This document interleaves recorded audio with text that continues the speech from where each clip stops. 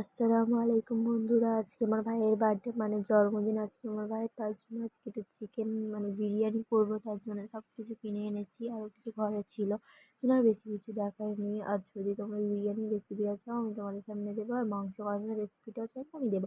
মাংসটাও ঢেলে নিয়েছি, মানে মাংস কেটে এনেছিলাম, আমার বাড়িতে পিস করতে লাগেনি। মানে ভাত হয়ে গেছে, রেডি করছি মানে একটু তাড়াতাড়ি করার জন্যে।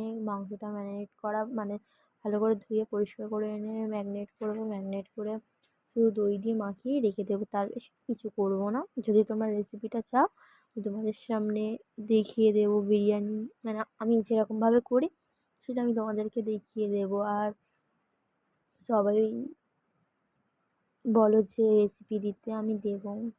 ইউটিউব চ্যানেলটাকে আমাকে একটু ভালো করে সাপোর্ট করো, ফেসবুকে সাপোর্ট করো, ইনস্টাগ্রামে সাপোর্ট করো, আমি দেবো আস্তে আস্তে সব। তোমাদের সাথে কথা বলতে বলতে এখানে মাংস কষাটাও হয়ে গেছে, রেডি হচ্ছে। মানে একটু দেরি হবে জন্য তাড়াতাড়ি মানে আজকের আমার মানে হচ্ছে কি দিতে একটু দেরি হয়েছে, কারণ আমার বাড়িতে বাড়িতে বলতে গেলে আমার স্কুলের প্রজেক্ট ছিল, তার জন্য একটু দেরি হয়ে গিয়েছিল তোমাদের সামনে ব্লগটা এডিট করার।